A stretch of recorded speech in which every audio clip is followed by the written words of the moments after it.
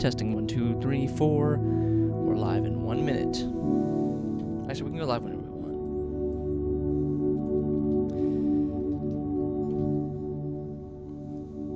Yeah, let's just go live.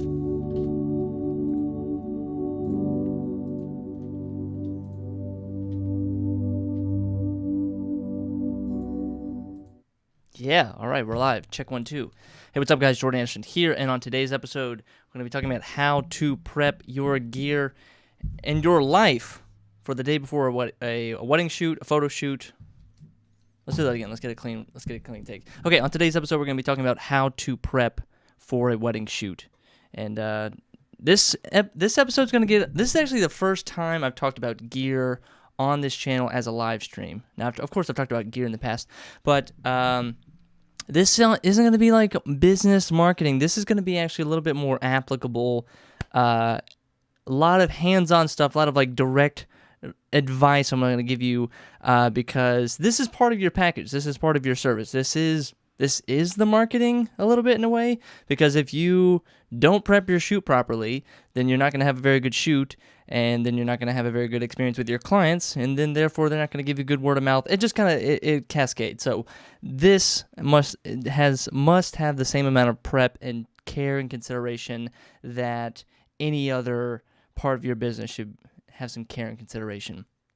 The shoot itself, the editing, how you market yourself, and today we're talking about prep. So we'll get a little gear. We're not talking gear here. We're not talking like get this camera bag or get this suitcase or get this special light or strobe or be sure you rent with this company. This is more just kind of life lessons and more just kind of organizational productivity lessons. Let's get into it. If you, I'm going to get into it real quick. All right, my slides are not here. Of course they're not here. Oh, I got to get my circle cam up. There we go. Here we go.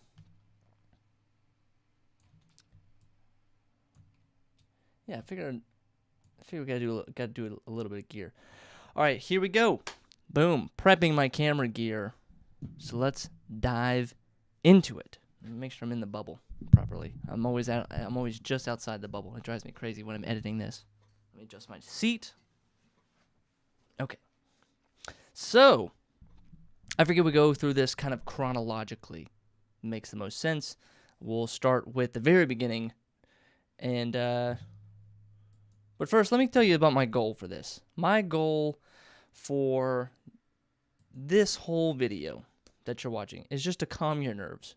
Maybe this is the first time you're having a real deal wedding shoot tomorrow.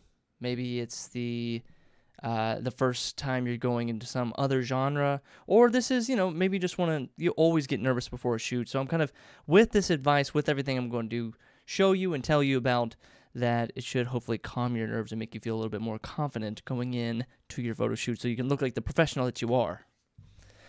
Today's lesson, we're going to be covering, number 1, this is chronological, I figured it makes sense. Client onboarding. Number 2, pre-production. Number 3, the night before. And then number 4, the morning routine. So let's first get into lesson number 1. Lesson number 1 is to put your camera in your bag. No, I'm just kidding. That's not the first lesson. That's a horrible joke. The first lesson is, let's talk about client onboarding.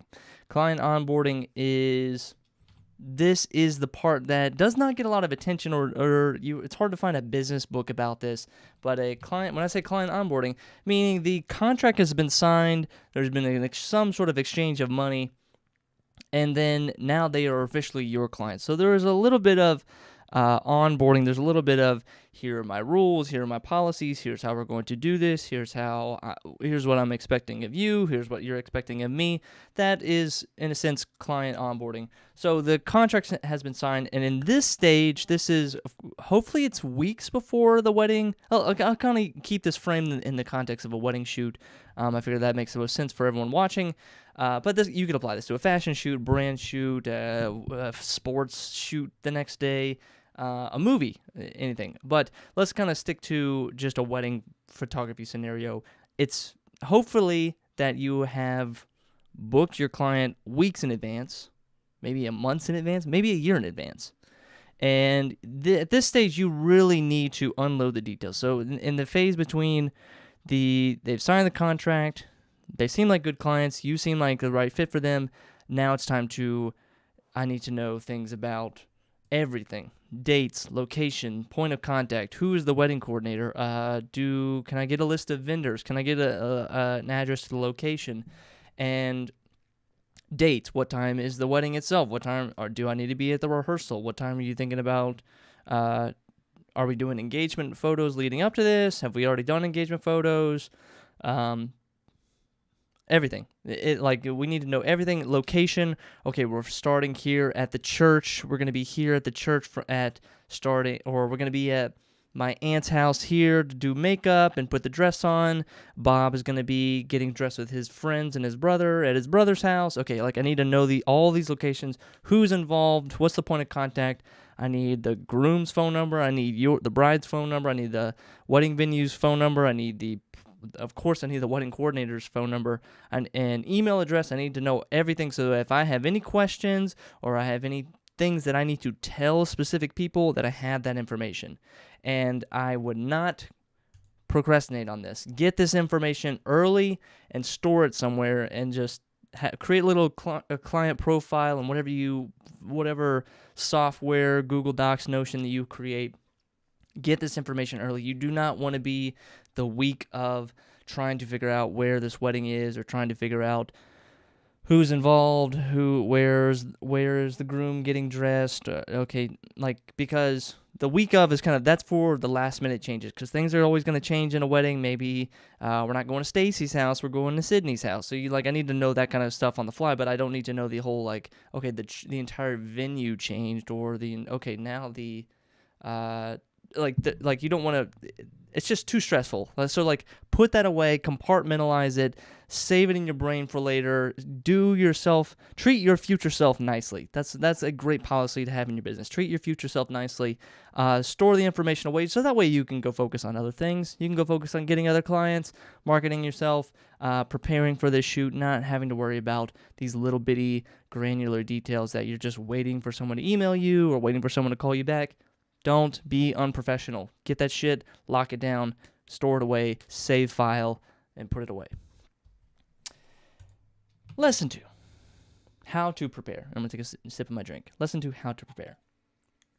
I always forget to drink carbonated beverages, Jordan. Okay, lesson 2. Let's talk, I'm calling this is pre-production. If you're not from the filmmaking world, I think this is in photography, but this is pre-production. Production is the actual shoot. Post-production is editing. Pre-production. Here are some of the main pillars that you need to kind of worry about as a photographer going into a wedding. Number 1 is your camera gear. Number 2 are rentals, and the question of, do I need to rent anything? Do I need to rent anything additional to the current camera package that I have? Do I need to have a team with me? Do I need to go out and hire freelancers? Do I already have a set of a go-to team? These are my 2 favorite second shooters. I always shoot with them. Number 4, location scout. And we'll talk about that in a little bit more in detail. And number 5, the person in charge. I didn't know what to say. The coordinator, the planner, whatever the name is these days. So let's dive into it. Camera package. Okay, so you know your gear the best you possibly can, but I want you to make sure that you have the right tool for the job. And you should be asking yourself this, the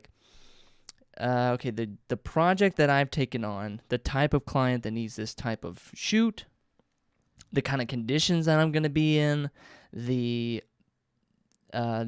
just everything, all considerations, lighting, weather, group dynamics, all that needs to kind of go into consideration on the type of camera that you're using. You might not have that luxury. You might just have a camera and you say I can't really choose. Okay, I don't get to choose am I going to use a micro four thirds today, or I'm going to use a full frame today, or you may not have that, or today I'm shooting on Canon, but tomorrow I'm shooting on Sony. You may not have that luxury. So it might just be do I have the right tool for the job? Yes. And then usually the question becomes okay, I have the camera body, but does that mean I also need a couple different lenses? For me, when I have my camera, I keep my camera packages very trimmed down on a regular basis. I don't like to have lenses sitting around. I don't like to have heavy, expensive tripods sitting around, multiple camera bodies sitting around. I keep what I have right now. What I'm shooting on is the GH5. I have my Fujifilm here. It's on a 35 millimeter, and that's it. And I have just the kit lens on the GH5. I still got the Canon 70D in one of these drawers. Don't use it anymore, but I just have. You just want to keep for me personally, I keep everything trimmed down because I pad in rentals. I always think about what new piece of gear can I rent, okay, or has technology improved, or I might not always need an 85 millimeter. I might not always need a 70 to 200 millimeter lens. I might not always need a 24 mil or a wide angle lens or a specific tripod or two tripods. I might just need one tripod, or it all depends. So that's why I kind of keep everything trimmed down. I don't like to have just gear laying around. I'd much rather pad it into my budget and just rent it if possible.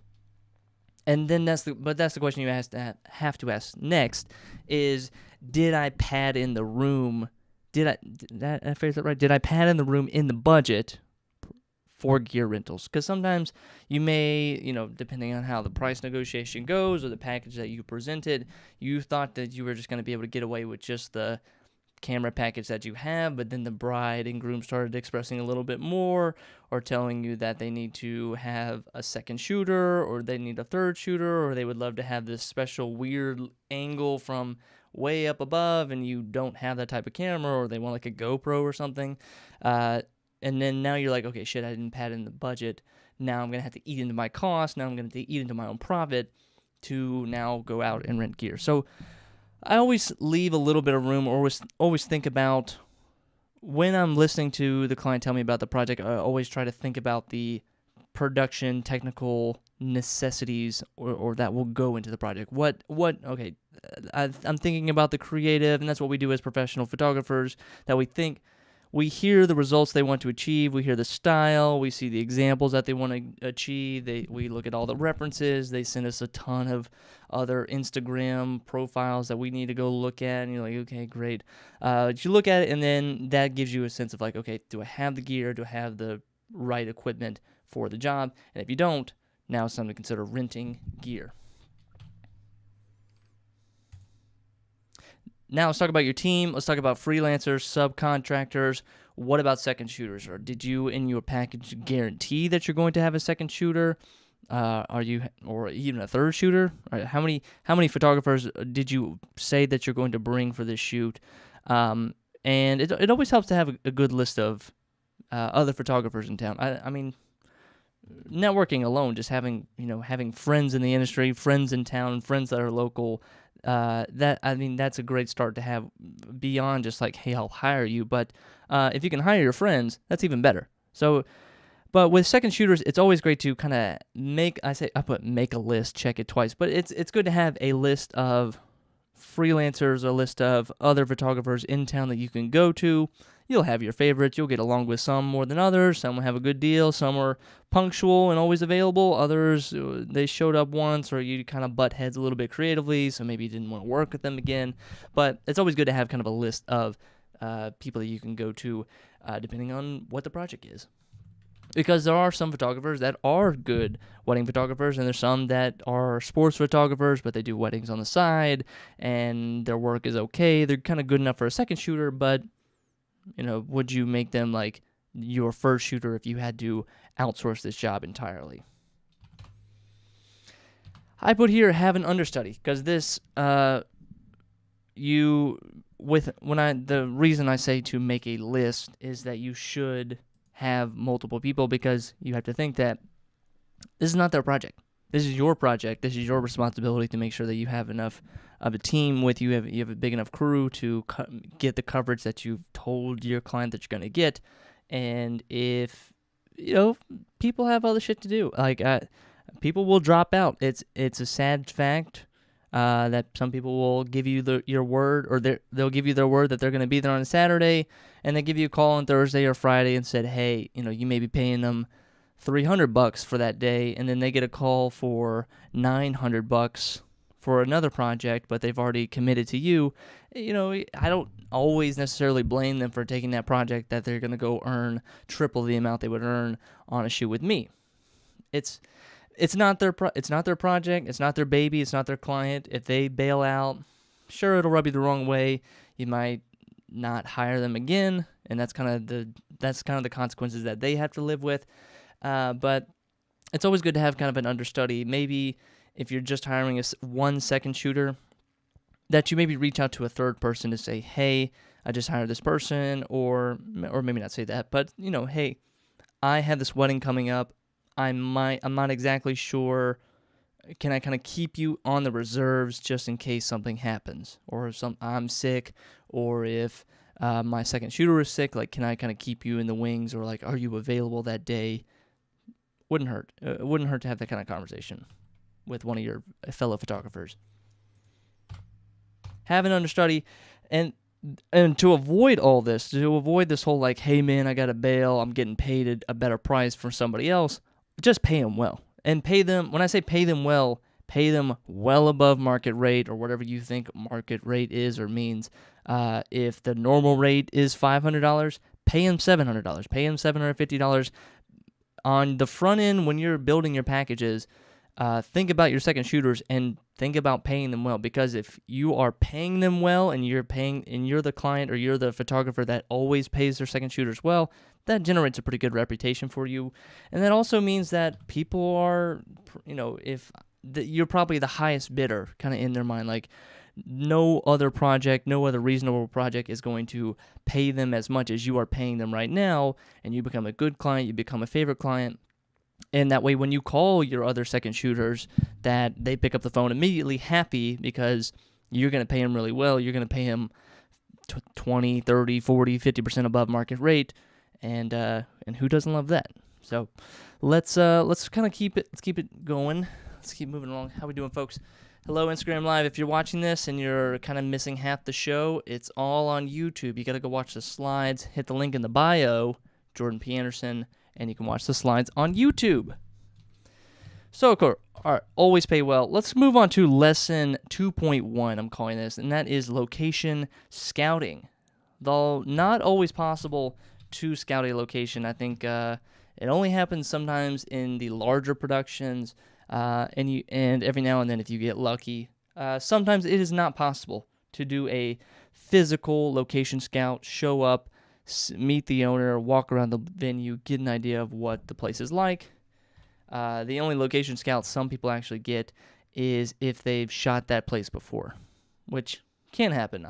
There were probably, I'm trying to think now of my wedding videographer days, and there were about, out of the probably, I shot 200 weddings, so that I'm trying to think how many different locations, but I do remember there were about 5 or 6 locations, especially in Charlottesville, that were always that always stood out to me, or I definitely did like a minimum of 3 to 4 shoots at that place. So I knew the venue, I knew the nice spots to get, I knew where the sun was going to be, I remember this, oh yeah, this looked cool last time, this is a different client, they're not going to notice the same shot, let's do this same cool shot that I got last time, and just hand it to them. A little lazy, but hey. So location scout, let's talk about, there are kind of 5 things with the location scout. It is travel time, that is, of course, kind of all into, I haven't talked about prep into this. I kind of took this step out with prepping your whole shoot. Travel time, hotels, travel accommodations, whatever you want to call it. You know how to do that.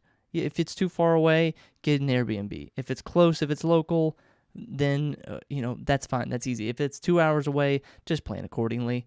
So number 1, travel time. Number 2, Google Images. If you can't physically get there, or it's too far away, or it's 2 hours away, or a day away, or a plane ride away, just look on Google, look on Instagram, see if you can see what other photographers have done. Go hit that location button you look at a photo from a specific location, click on that location subtitle on the photo, and see all the photos that came from that location, and maybe add that to your mood board so that you can maybe try out some of those shots when you're actually at that location. Number 3 is Sunseeker. What the hell is Sunseeker? What is that, some kind of Native American name that you've given yourself, Jordan? No, it is an app that you should definitely download. It's only, I think it was only $10 when I got it, maybe 15, maybe 20, but it's an app that you keep forever. It's great, and there's no subscription. Sunseeker is a sun tracking app where you can do 3D AR on your phone and kind of look up at the sky and actually see the path of the sun. Another great way is you can, if you're location scouting, what I do is I look down at a 2D map on Google Maps, and it does like a Google Maps overlay on Sunseeker, and it will show you the angles of the rays of the sun, and you can kind of look at where the venue is and kind of get a sense, okay, like that's east, that's west, so this southern side of the building is going to get a lot of sunlight. All right, cool. So the sun is probably going to be peaking here, and then once you're actually on the location, you get your phone out and you start to wave your hand around. You go, oh shit, that's where the sun is. That's where the sun's going to be. Okay, so if we need to get this shot right here on the top of this hill, then we probably we need to be here at like 2 p.m. So that's a great, definitely check it out. With Sunseeker and knowing the sun patterns of the sky for that location, you got to know the weather. That's with any cinematographer. That's with any photographer. Most weddings are outdoors, or to some degree are going to be outdoors. You can't control the weather, but it helps to at least know what the weather is going to be. Is it going to be sunny? Okay, maybe you need to bring an extra bounce card. Is it going to be rainy? Okay, make sure you bring your rain gear for your photography gear. Is it going to be cloudy? Cool, good for you. Now we're going to have some soft shadows. Great for us. And number 5, the staff and owner. That's kind of another essential part of the location scout. There were a couple venues that I met the owner. I tried to talk with the owner, email them, give them a call. If you are local, give them a call, give them an email, and say, hey, I'm a photographer. It's Tuesday. Can I come by on a Tuesday on an off day and just kind of walk the venue, walk the place, get a sense of the space, take a tour? Because I'd love to, I'm getting ready for a wedding this Saturday or in the coming Saturdays. And they usually say yes. It usually doesn't bother them. Don't ask them to do it on the weekends, obviously, but, on a Monday, on a Tuesday, Wednesday when it's kind of slow, well, go to the venue if you can. It's local, and talk with the owner. And they may even give you some, and the nice part about talking with the staff or the owner, that they may even give you some extra tips because they've been in the place like, oh, yeah, right here, see that tree right there? Sun sets right above that tree. So if you want to get your couples right there, I've seen it 100 times. They know the place. They've seen 100 weddings. So talk to them. Try to understand where are some of the good spots. Lesson 2.2, the coordinator. Now the coordinator, you need to get in touch with this person the same way you need to talk with the wedding venue owner, staff. You need to get in touch with a wedding coordinator. They are usually the one pulling all the strings. They may have been the one that hired you or recommended that they hire you. So they are your friend. They are not your enemy. And I have seen some contentious relationships from the wedding videographer side. I try to kind of stay out of the wedding planner's hair as much as possible. Talk to them, get their details. But I could tell a lot of times that they were really stressful. Really stressed out that day, so I didn't really want to go up to them and be like, hey, how's it going? Or like I had this little quick question. I just kind of like, give me some details, but I'm going to stay out of your way because you kind of look pissed. Or another story, it's so funny to always hear like the wedding planner complain about the wedding photographer. So you don't want to be that wedding photographer, but it's kind of, I'm kind of like, yeah, the wedding photographer is in the way. Yes, they are ruining it. That was me as a wedding videographer. But, so talk with the wedding planner ahead of time if you can get their contact information. Don't contact them the day of or the morning before or the day before to get the details because that is usually high stress, high peak mode for them.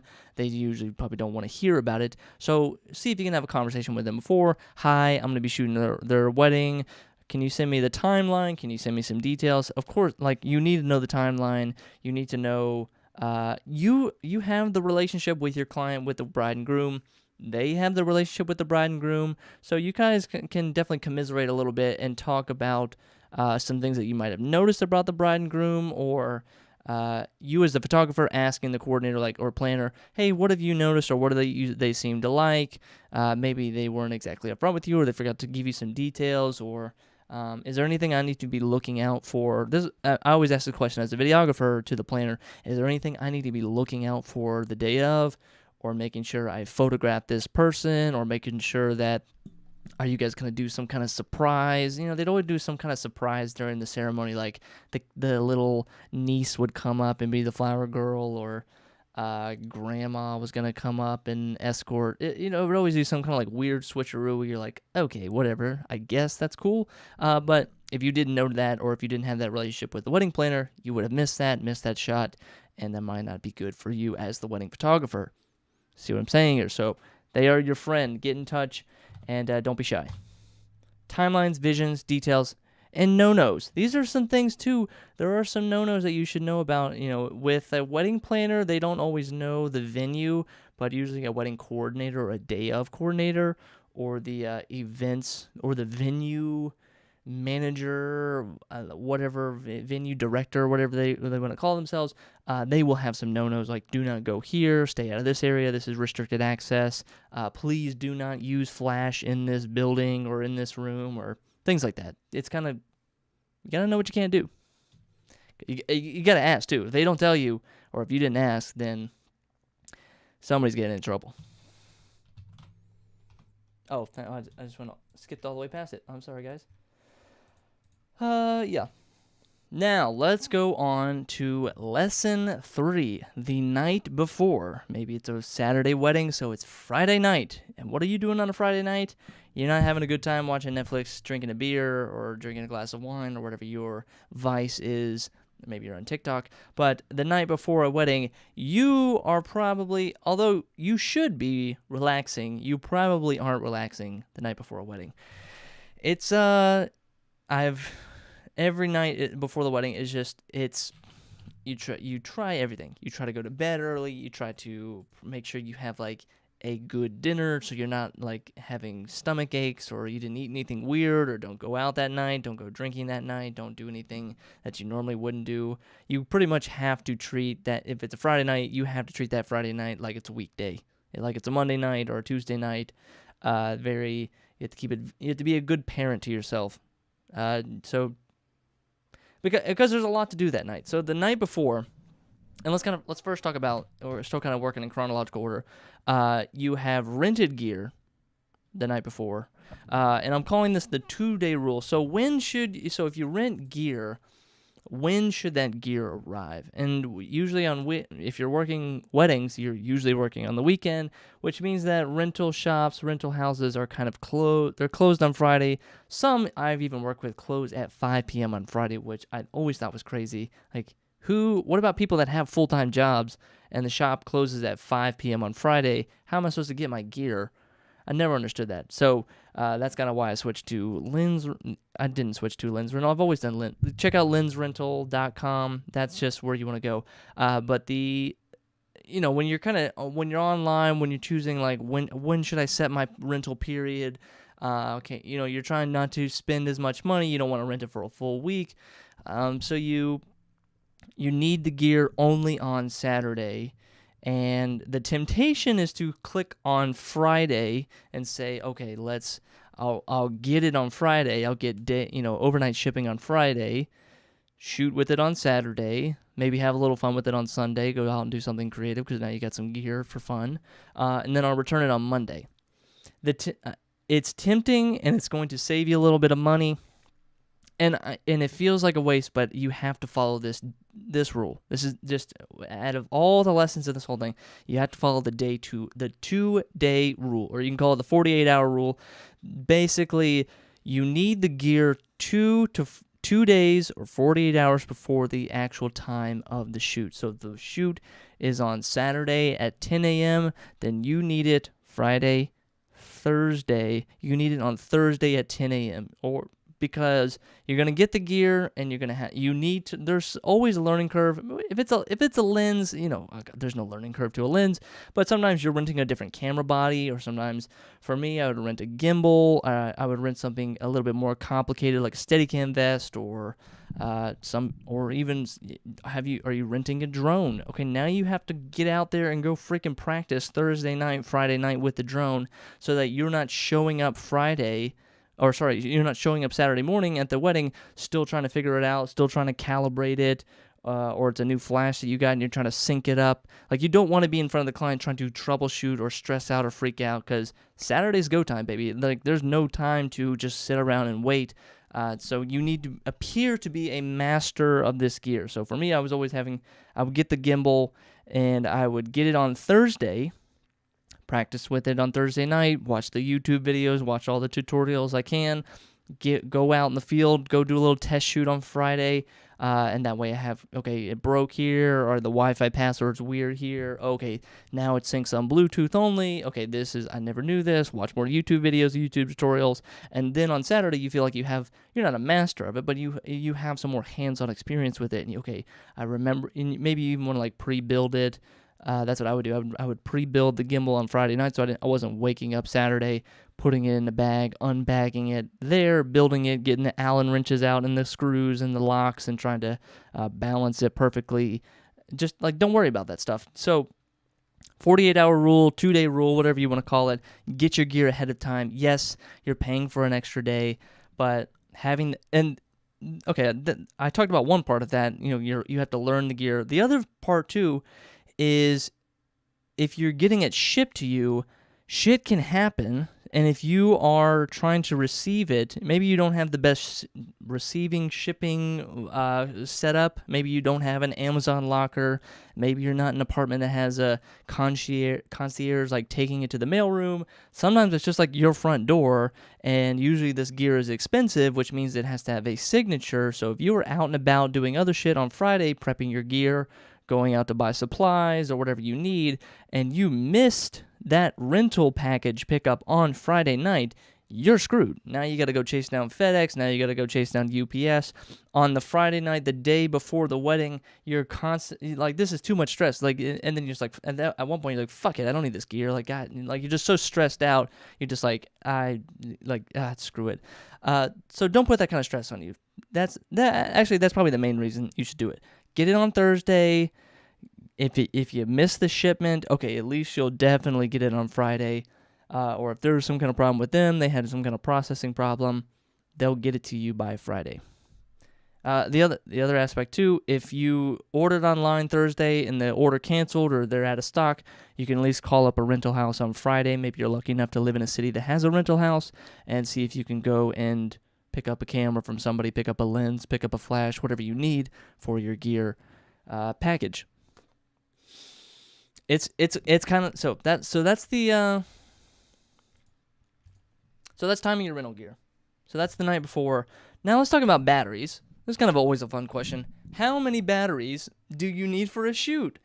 Well, if you're back in the day a couple of years ago, if you had the Sony A7S or you have the Sony R, you probably needed, like, for a day shoot, you need those little teeny batteries. You probably needed like at least 5 or 6 for the whole day. And these like little tiny batteries did not last at all. With Canon batteries, you can probably get away. Like I've done a Canon shoot on 2 batteries, like 2 full 0% batteries. You can maybe get away with 3. But there's always kind of a fun ratio. Like, how many batteries do I need? Here's the ratio: 2.5 times or to 3 times your normal burn rate. That's kind of the ratio you should probably stick with. So if you are burning through, on a typical photography shoot, you're burning through about 3 batteries for the entire 10 hours or whatever you want to call it. So I would just 3x that. So if you go through 3, then maybe consider getting 8 to 9 batteries with you ready to go. It may be expensive. It may be a little bit overkill, but I say go 3 because I've bought cheap batteries, I've bought fake batteries, I've rented batteries from camera rental places, and they weren't charged, or they didn't charge, or they discharged accidentally, or I thought I had them all charged, but hey, at least now I have a backup of a backup of a backup, and I have enough batteries for the shoot. You never, like that, there is nothing like the stress of having a battery go dead on you, or the threat that you are going to possibly run out of batteries for the shoot, and you're having to play that stupid little game. You're in the back room in the wedding venue playing that little battery juggling game. You're talking with your second shooter. I've been the second shooter, and my main wedding videographer forgot enough batteries or ran out of batteries just straight up just took my camera. Hey man, I need to get this shot. I'm sorry, dude. I got to take your camera. I'm out of batteries. Go charge these batteries while I'm getting this shot. Took my camera fully. I took his camera, went to go charge it, and he just ran with it and we got the shot, but it was just but that kind of stress. Who needs that? So get 2.5 to 3x your normal battery burn rate. Get it, buy it, keep them. There's cheap ones. Wasabi Power is pretty good. There's some good fake ones out there. The OEM main manufacturer, they're always expensive, but they're usually worth it, and they usually last longer than the fake ones that you get on Amazon. So buyer beware. Now, all right, now we can take a little break. Oh, before we get into lesson 4, I got to switch over to tell you guys about this. So we're talking about the perfect wedding package. I'm still working on it. I love selling this. This is so fun because I'm like always tweaking the copy. I'm always tweaking the website currently. I'm running some Facebook ads right now. I'm running some if you're on my mailing list, I talked about today that last week I ran my first A/B test on this page because I wanted to see like what kind of traffic I was getting, or I'm like putting the video trailer before. But if you are a wedding photographer, if you're watching this right now, I want you guys to go to the perfect wedding package. And this is I don't know what to call it. It's kind of a course. It's a guide. It is an all-around life-changing experience. Because the biggest problem that I see with photographers is that they are too afraid to raise their rates. They are too afraid to charge more, to tell their clients that, no, I am going to be charging. Sorry, my prices went this year. Last year, my prices were $2,000. I'm sorry, this year my prices are $5,000. Or, for this wedding, it seems pretty big. This seems like a lot of moving parts. This seems actually like a pretty large experience that you're trying to put together for this wedding. You know what? I'm going to charge you $10,000, and have them excited, and to not have the fear of those big numbers coming out of your mouth. That to be able to say, I charge $10,000 the same way, in the same tone, with the same level of confidence that you say, I charge $100 for my photos.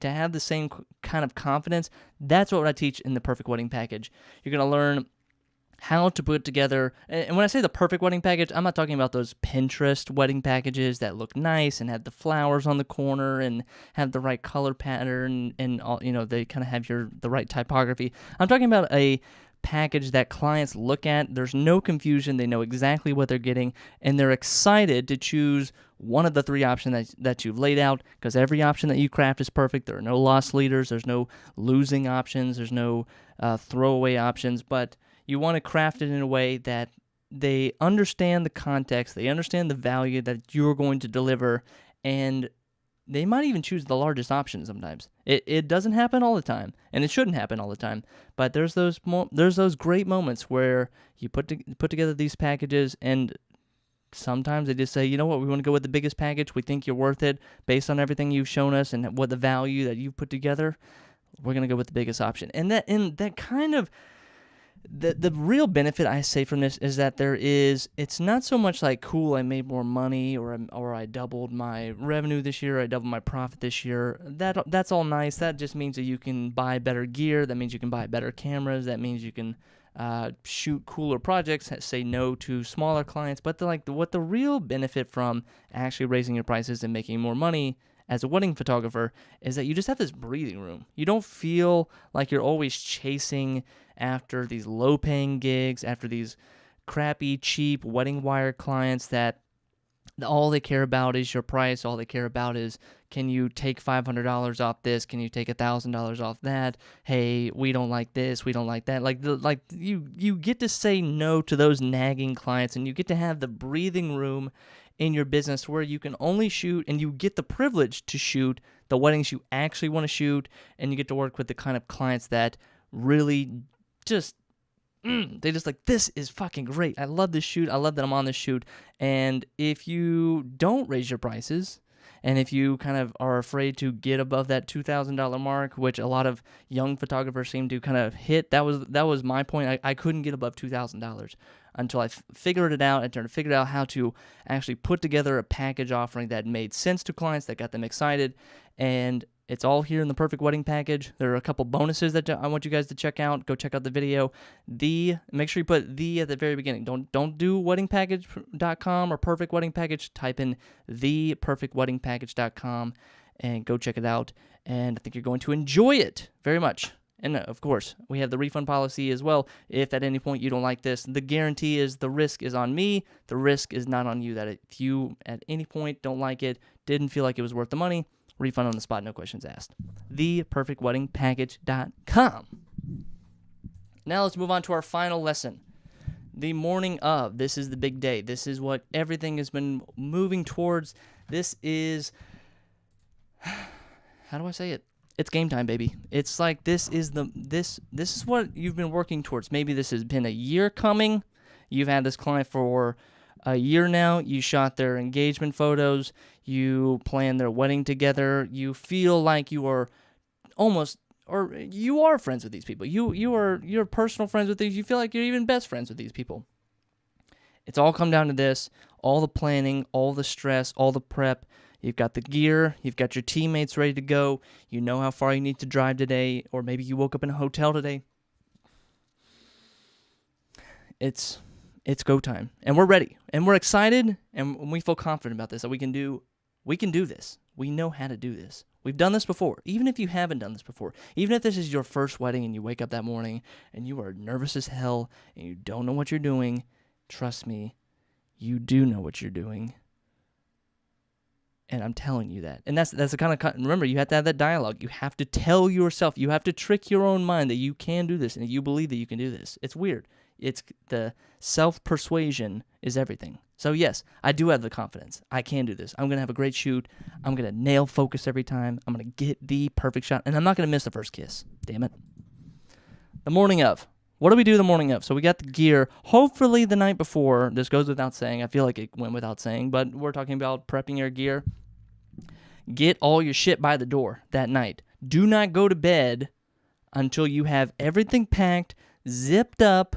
Maybe the only thing you leave out are the batteries, and put them next to the door, put them on top of your shoes so you don't miss them or walk away, because that's the number one thing you're always going to forget when you walk away that morning. You're going to forget your memory cards, and you're going to forget your batteries. So don't forget those. Whatever you got to do, I always do like, for me, the kind of a little mental trick I do is I put my bag by the door, completely unzip it, leave it wide open, and put either I'll take a piece of computer paper, write a big marker that says, do not miss this. Don't forget batteries. Don't forget memory cards. Whatever it is. Put it right there so that there's no possible way that I can zip up my bag, close my bag without seeing this big piece of paper that says, don't forget your batteries. So put that out of the way. So we got that. All your shit's by the door. Batteries are charging. Everything's ready to go. Yeah. When you wake up that morning, there's a temptation that this is some kind of like big moment, or that this is a big day, or that this is a special day, or that, I want to do something different, or I want to have a big breakfast that day, or I'm going to go out and pick up some breakfast on the way there. Don't do it. Remember, this is if Friday night you had to treat it like a Monday night, then today, Saturday, the day of the wedding, you need to treat it like a freaking boring ass Tuesday morning. Nothing special, nothing different. You didn't do anything different. If you wake up in the morning and drink coffee and nothing else, wake up in the morning and drink coffee and nothing else. If you're the one that goes out and gets coffee, or goes out and gets their little special breakfast, or eats this special kind of breakfast, do that. Don't switch it up. Don't feel like you need to have a big breakfast because we're going to be on our feet all day, and we're going to be just bring a granola bar, bring a protein bar, bring some energy drinks, whatever you got to do. But don't do anything that is beyond the norm, or is abstract or different, or I want to try this new routine, or I was going to, maybe I do this morning. Just flat line. Just nothing new, nothing different. Come prepared. When I say come prepared, we've already scouted the location. We know where we're going. We know how much time we need to travel. Come prepared. If it's raining, have a rain gear, have a garbage bag for your camera bag, have some kind of rain cover for all your stuff, wear the proper shoes, have a change of shoes, have a change of shirt if you need to. I'm a guy, so I don't know what ladies need to do to prep their stuff or something. You know, whatever ladies, whatever you got to do, prep your stuff. Prep what you got to prep. Guys, prep what you got to prep. But come prepared. Have your knife, have your tools, have your pocket knife, whatever, screwdrivers, whatever you need to make sure that your gear is working. And if it goes wrong, you can troubleshoot the gear. Make sure you have all that. If you rented something that, like I did with the gimbals and stuff, make sure you got the whatever remote or the whatever special little Allen key that this goes to, or these nuts and bolts that only specifically fit into this type of camera. Bring it. Make sure you got it. Come prepared. And arrive ahead of time. Don't be cool. Don't show up like I do. I'm always the one. I get so nervous with like social interactions, or I get so nervous with like, there's this weird obsession with mine that I have to arrive exactly on time. I'm punctually 5 minutes late to everything. I'm consistent. I'm always late, but I'm consistently 5 minutes late because I always try to time it. I go, okay, all right, it takes me 15 minutes to get there. All right, I will leave at 17 minutes, and it takes me 2 minutes to get in the car, 2 minutes to get the car going, and then I get there 5 minutes consistently late. Even though the drive itself was 15 minutes, it never is. So I arrive ahead of time. I have to force myself. If the drive is 2 hours, arrive an hour ahead, arrive 30 minutes ahead, arrive 45 minutes ahead, because there's nothing cool about showing up fashionably late to a wedding. There is something cool, calm, and collective about showing up an hour ahead of time, 30 minutes ahead of time. There's nothing like it. It's a weird, if you show up to the venue ahead of time and you're the first one there, it's kind of a cool feeling. And I actually encourage the feeling because you're the one who gets to see everything before all the chaos. You get to see what's going on, and you get to see, you're not having to, again, you don't need to be stressed out. When you're stressed out, your mind closes. You can't think straight. You can't be creative if you're having to think about batteries, if you're having to think about arriving on time, directions, getting lost, because you might get lost too. Don't forget that. Arrive on time, arrive well ahead of time. Because the cool part about it is, like, if you get there ahead of time, I've gotten to locations an hour ahead of time, and you're with your second shooter, whatever, just chill. Go get a coffee. Go to the gas station, go get a Slurpee, go get a candy bar, go chill I've like just gone to a bar and chilled. Like I haven't drank there, or like go to a coffee cafe, or just hang out for a second, because it gets you calm, it gets you relaxed, and it looks good on you, because then you get to decide, because once you're in town or once you're like 5 minutes from the location, it's easy to just go, hey, let's drive over. All right, hey, we got to be there in 10 minutes. Let's just walk on over there. Cool. You look cool. You look calm, collective. You look like the professional that you are. And I recommend, don't put that added stress on you. This is the whole key to this lesson tonight, folks. That it's why prep gear, why prepare for a shoot, to avoid stress. That's it. We're just keeping the stress levels down, baby. We're keeping it calm, cool, and collective. That is what we're after. We're not after trying to rush, or like there are things that are going to go wrong. Your gear is going to mess up. Your batteries are going to die. You're going to take a wrong turn. You're going to run out of gas. It's going to rain when you weren't expecting it to rain. But if you're all prepared for that, you can handle those situations. But if you are unprepared for your own shit, and then you have to worry about those things that are outside of your control, that's where wedding photography, at the end of the season, you just go, fuck this, man. You're just like so tired and just so out of it, because you've just been white knuckling everything, hoping that nothing goes wrong, and things always go wrong, and then just white knuckling trying to figure out how you can not mess up the next time. So prep your gear, prep your work, prep your life, prep the shoot, get the details, talk to the point of contact, talk to the venue, go location scout, all of this stuff that you need to do, and charge batteries, damn it. Charge the other batteries too. So let's see. That kind of wraps it up tonight. Let's see if I have any questions from the Instagram. Oh, we got a little more people on Instagram. Oh, that's cool. All right. So that's going to end it tonight. Let me check the YouTube live stream. Oh, okay, man. I've been seeing the live. Okay. Jeremy Thomas, what's going on? Oh, dude, I'm so late to these. I'm like, I should have been watching these comments here. I'm so rude.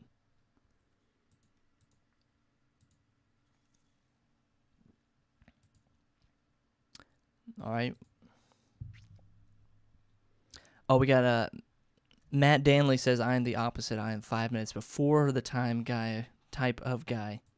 5 minutes before. Okay. Well, good for you, man. That's probably the way it needs to be. Be the show up 5 minutes ahead of time. Sweet. All right. Thank you guys for watching. If you let's see, what is today? Today's Wednesday. We're going to be live streaming on Friday as well. We're going to be live streaming Friday night at 9 p.m. Eastern. I will see you guys then. What else is there to talk about? That's pretty much it, guys. Thank you guys for watching. My name is Jordan Anderson. Be sure to go over and check out theperfectweddingpackage.com. I think you're going to like it. If you're a wedding photographer and you're looking to raise your prices and make more money this year, theperfectweddingpackage.com. And, let's wrap it up. Thanks for watching, guys. My name is Jordan Anderson, and I will see you on the next one. Cool. All right, let's wrap it up. All right. Oh, we got a little question. Matt Danley. How would you go? All right, now let's go into the Q&A session of this. Trying to get into automotive industry. All right, well, how would you go about creating a reel for a car dealership? Okay. You could start... Depends on if you have any relationships with the car dealership, or if there's a way that you can do a trade. I'm always afraid to say like go do some free work or go do some spec work, but if you're trying to get into the automotive dealership, creating a reel for a car dealership. I mean, yeah, the temptation to say go do free work or to go and just kind of offer a trade or say like, hey, I have never done this before, and kind of being straight up about it. Like, I've never done this before. I'm looking to get into this and see if there's any dealerships in town that are looking to kind of give you a break. Or is the idea that you want to create a reel for a car dealership, is that because you are... no relationship. Well, that's what I mean. Like, yeah, you have no relationship, so you just kind of have to cold reach out to people and start building that relationship. It's not, to say I don't have any relationship with half the photographers that I work with and talk with, but you have to kind of go out there and introduce yourself, and don't come in like fronting. Just come in saying like, hey, I'm looking to get into this. I'm looking for a break. I'm looking for a way to kind of like, I've never done this, and kind of explaining your pitch, explaining your passion. I would love to help, if I can mutually benefit you guys, I'd love to create some content. I'd love to create some kind of social media campaign, social media push for you guys that would kind of get me there. Is the idea that you want to create a reel so that you can go sell higher and higher clients? Or, I mean, it could be the same way that you start with most. You just kind of start very low paying job, or like, hey, if you can pay for the rentals, if you can pay for just my time, so this is that this project is not profitable to me. I'm not looking to make a lot of money on this. I'm looking just to get my first car commercial under my belt, and then taking that car commercial and selling it to the next client, or taking that client that you worked with, because that everyone in town, every other automotive dealership, every car dealership in town knows about everybody else, or they're always talking to each other. So it might just be you just need your lucky break with just one person. You might just need to say, I'm looking to get in the car industry, become a car filmmaker, whatever you want to call it, and I'm not looking to make a lot of money off you. You get a free video basically, as long as you pay for the kind of at cost that this project is worth, and then just kind of leverage it up from there. That's the first stuff. Or if you got someone that has a cool car, or you go rent a car yourself, take some cool shots with it, experiment, do a lot of stuff that you can do kind of in the meantime, or in a garage or in a parking garage. Do something that you don't always have to rely on someone to give you a break. Go make your own break. Go make your own luck.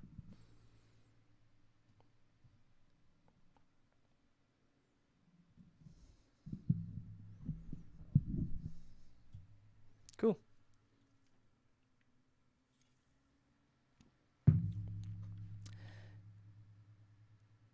Another idea would be to find other car filmmakers on Instagram, car photographers on Instagram, and see if you can shadow them. That might be another way.